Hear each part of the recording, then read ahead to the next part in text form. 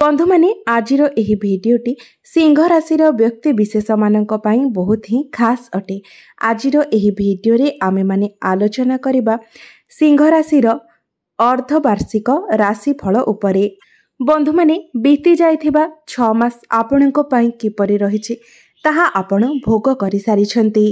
मात्र आगामी 6 मास आपणको पई किपरि रहिछि से विषय रे आजिर एही भिडियो रे आमे माने विस्तार रूप रे आलोचना करिबा। तेबे जुलाई 2024 रु डिसेंबर 2024 एही 6 मास किपरि रहिबो आपणको पई से विषय रे आजिर एही भिडियो रे आमे माने आलोचना करिबा। एही 6 मास आपणको जीवन रे केउ प्रकारर परिवर्तन आनिबो, नवग्रहंकर स्थिति आपणको पई किपरि रहिबो, ग्रह मानकर गोचरर फलाफल किपरि रहिबो एवं नवग्रह आपणको केउ प्रकारर फल प्रदान करिबारे सक्षम हेबे से विषय रे आलोचना करिबा। आपणकर स्वास्थ्य, शिक्षा, प्रेम, वैवाहिक जीवन, भाग्य, क्यारियर, व्यापार वाणिज्यर स्थिति एही 6 मासरे किपरि रहिबो से विषय रे जानिबा। केउ मासरे आपणको सहित कौन घटिबो एवं केउ मासरे आपणको जीवन रे केउ सब परिवर्तन हेबो ए सब विषय रे आमे माने आज विस्तार रूप रे जानिबा। एहा व्यतीत आजिर एही भिडियो रे आमे माने किछि एपरि पर्टिकुलर समय सीमा मध्य विषय रे मध्य जानिबा जे समय सीमा गुडी को आपण मने रखी सेही समय सीमा मध्य रे सतर्क होई चलिबा मध्य आवश्यक। बंधु माने एही कार्यक्रमटी जन्म राशि एवं चंद्र राशि उपरे आधारित अटे। तेबे बंधु माने जदि आपणकर सिंह राशि होइथाय तेबे भिडियोटी को लाइक करी चैनल टी को सब्सक्राइब करि दियंतु एवं कमेंट बॉक्स रे जय श्री जगन्नाथ निश्चय लिखंतु। बंधु माने राशि चक्रर पंचम राशि हेउछि सिंह राशि एवं सिंह राशि राष्ट्राधिपति हेउछंती सूर्य देव एवं एही जुलाई मासर आरंभ रे सूर्य आपणकर एकादश भाव रे विराजमान अछंती। आपणकर द्वादश भाव रे शुक्रंक सहित बुध अवस्थान करिछंती, द्वितीय भाव रे केतु अवस्थान करिछंती, सप्तम भाव रे शनि, अष्टम भाव रे राहु, नवम भाव रे मंगल, दशम भाव रे गुरु विराजमान अछंती। तेबे बंधु माने आसंतु प्रथमे जानि नेबा आपणकर स्वास्थ्य किपरि रहिबो एही जुलाई 2024 रु डिसेंबर 2024 पर्यंत। तो बंधु माने आपणकर कुंडलीर प्रथम भावटी होइथाय आपणकर स्वास्थ्यर भाव, आपणकर इम्यूनिटी सिस्टम रो भाव। तो बंधु माने आपणकर राशिर स्वामी सूर्य आपणकर एकादश भाव रे अछंती एवं 16 जुलाई को सूर्य आपणकर द्वादश भाव को चलन करिवे एवं 16 जुलाई रु 16 अगस्त पर्यंत आपणकर द्वादश भाव रे रहिबे। बंधु माने द्वादश भावटी को कुंडली रे एते भलो बोली विचार करा जाय नथाय, कारण द्वादश भावटी होइथाय आपणकर व्ययर भाव एवं हॉस्पिटल भाव।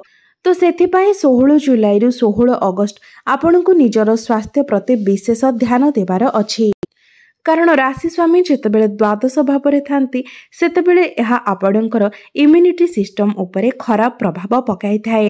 एही समय सीमा मध्यरे जदि आपण केवडे ट्रैवल करूछंती, केवडे जाउछंती तो विशेष भाव रे आपणकर स्वास्थ्य प्रति ध्यान देबा उचित।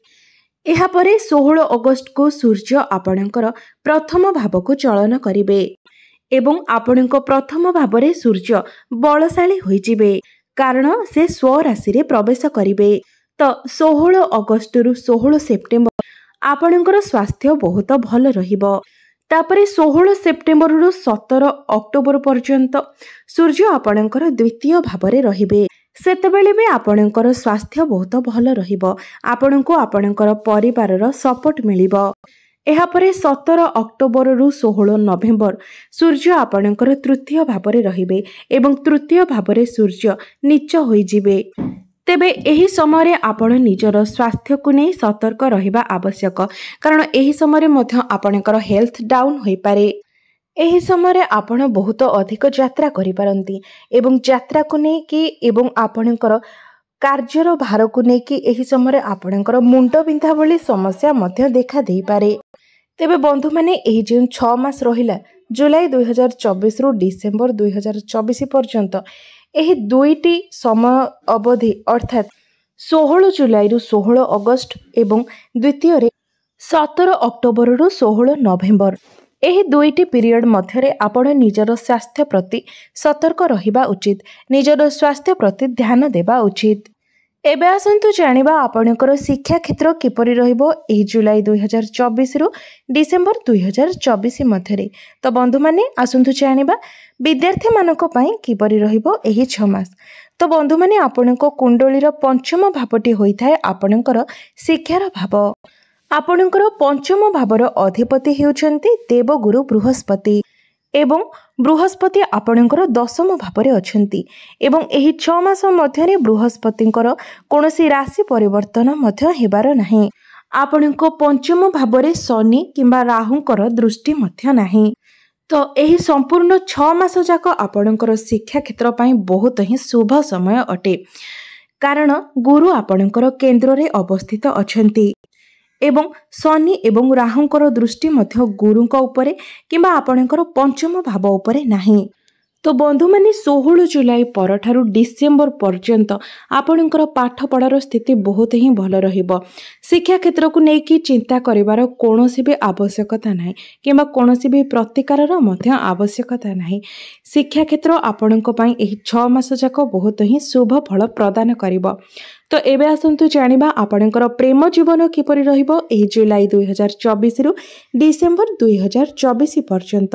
ତ ବନ୍ଧୁମାନେ ପଞ୍ଚମ ଭାବଟି ଆପଣଙ୍କର ଶିକ୍ଷାର ଭାବ ହେବା ସହିତ ପଞ୍ଚମ ଭାବଟି ମଧ୍ୟ ହୋଇଥାଏ ଆପଣଙ୍କର ପ୍ରେମର ଭାବ ଏବଂ ଆପଣଙ୍କର ସନ୍ତାନର ଭାବ ଏବଂ ଆପଣଙ୍କର ପଞ୍ଚମ ଭାବର ଅଧିପତି ହେଉଛନ୍ତି ଦେବଗୁରୁ ବୃହସ୍ପତି। ତେବେ ବନ୍ଧୁମାନେ 16 ଜୁଲାଇରୁ 16 ଅଗଷ୍ଟ ପର୍ଯ୍ୟନ୍ତ ଆପଣ ନିଜର ପ୍ରେମ ଜୀବନ ଉପରେ ଧ୍ୟାନ ଦେବା ଉଚିତ, କାରଣ ଏହି ସମୟରେ ଆପଣଙ୍କ ମଧ୍ୟରେ ଭୁଲ ବୁଝାମଣା ହୋଇପାରେ ଏବଂ ଛୋଟ ଛୋଟ କଥାକୁ ନେଇକି ଯୁକ୍ତିତର୍କ ମଧ୍ୟ ହୋଇପାରେ। ତ ବନ୍ଧୁମାନେ 13 ଜୁଲାଇରୁ 27 ଅଗଷ୍ଟ ମଧ୍ୟରେ ମଙ୍ଗଳ ଆପଣଙ୍କର ଦଶମ ଭାବରେ ରହିବେ ଏବଂ ପଞ୍ଚମ ଭାବକୁ ଦେଖିବେ। ସେତେବେଳେ ଆପଣଙ୍କ ମଧ୍ୟରେ ଟିକେ କ୍ରୋଧ ସ୍ୱଭାବ ଦେଖାଦେଇପାରେ, ଆଗ୍ରେସନ ଦେଖାଦେଇପାରେ। ତେବେ ବନ୍ଧୁମାନେ ଏହି 6 ମାସରେ ଆପଣଙ୍କର 70% ପ୍ରେମ ଜୀବନ ଭଲ ରହୁଛି, ଆଉ ଯେଉଁ 30% ରହୁଛି ସେଥିପ୍ରତି ଆପଣ ଟିକେ ଧ୍ୟାନ ରଖନ୍ତୁ। ତେବେ 13 ଜୁଲାଇରୁ 27 ଅଗଷ୍ଟ ଏହି ସମୟ ଆପଣ ଟିକେ ଅଧିକ ସତର୍କ ରୁହନ୍ତୁ ଏବଂ ଆପଣଙ୍କ ମଧ୍ୟରେ ଯେପରି ବୁଝାମଣା ଏବଂ ସବୁ ଜିନିଷ ଠିକ୍ ରହେ ସେଥିପ୍ରତି ଟିକେ ଧ୍ୟାନ ଦିଅନ୍ତୁ। ଏବେ ଆସନ୍ତୁ ଜାଣିବା ଆପଣଙ୍କର ବୈବାହିକ ଜୀବନ କିପରି ରହିବ ଜୁଲାଇ 2024ରୁ ଡିସେମ୍ବର 2024 ପର୍ଯ୍ୟନ୍ତ।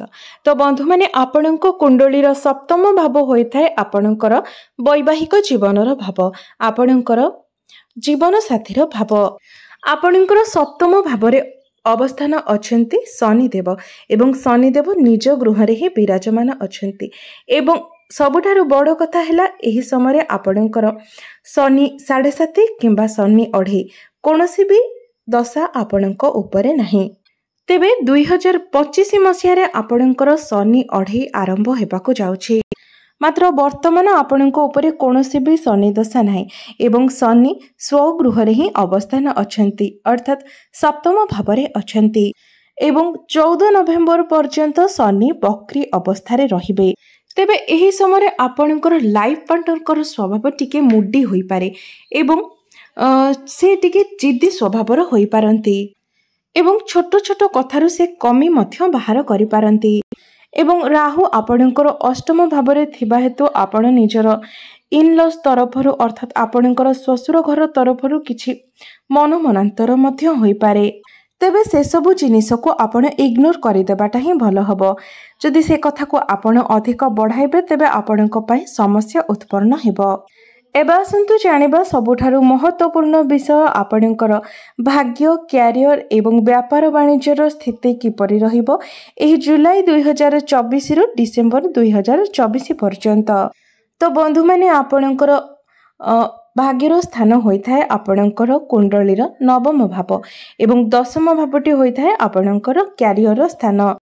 ତ ବନ୍ଧୁମାନେ ଆପଣଙ୍କର ନବମ ସ୍ଥାନର ଅଧିପତି ହେଉଛନ୍ତି ମଙ୍ଗଳ, ଯିଏକି ସ୍ୱଗୃହରେ ହିଁ ଅବସ୍ଥାନ କରିଛନ୍ତି ଅର୍ଥାତ୍ ନବମ ଭାବରେ ହିଁ ଅବସ୍ଥାନ କରିଛନ୍ତି ଏବଂ 13 ଜୁଲାଇ ପର୍ଯ୍ୟନ୍ତ ମଙ୍ଗଳ ନବମ ଭାବରେ ଅଛନ୍ତି।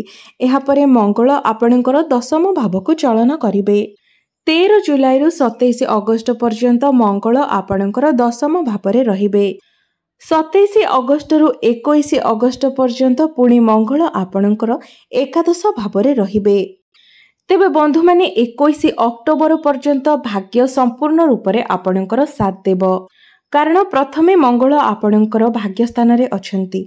एहा परे आपणकर दशम भाव अर्थात केंद्र को चलन करिवे एवं एहा परे एकादश भाव अर्थात लाभ स्थान को चलन करिवे।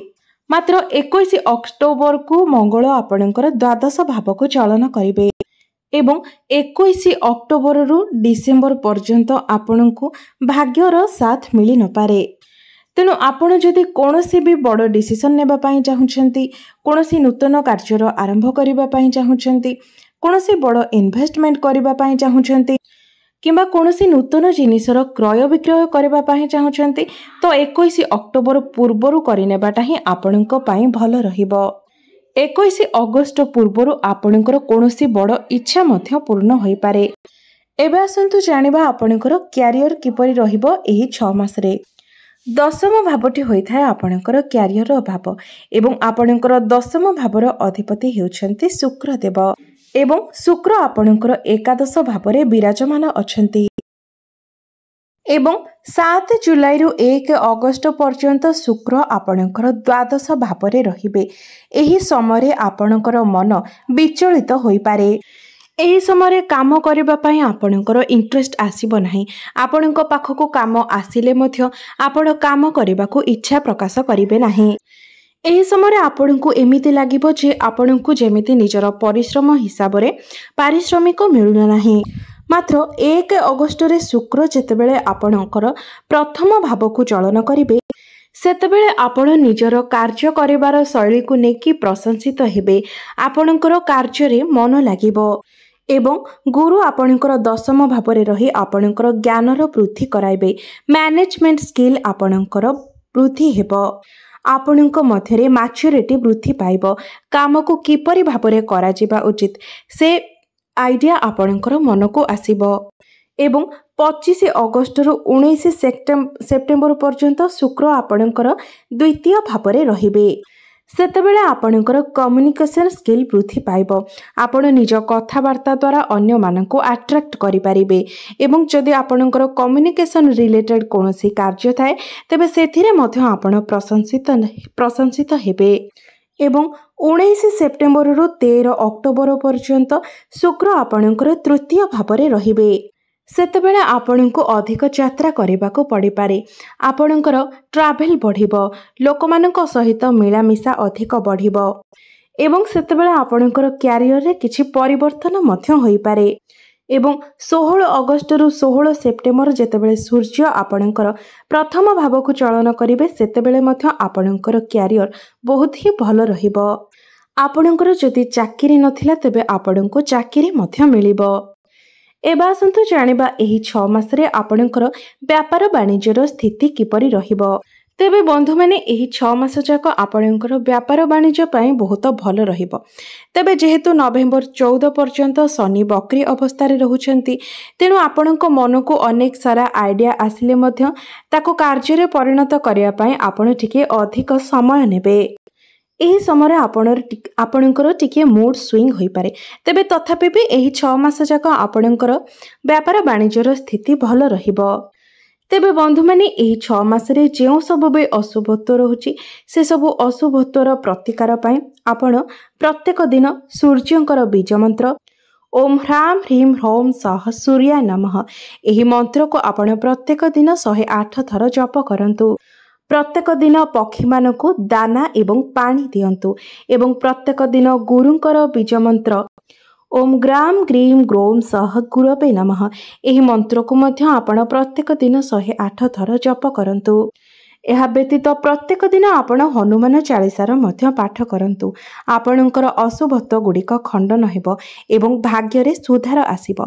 तो बंधु माने मो भिडियोटी आपणको किपरि लागिला कमेंट बॉक्स रे निश्चय जणाइबे। धन्यवाद। आपणकर जीवन मंगलमय हेउ एहा ईश्वरଙ୍କ निकटरे मोर प्रार्थना।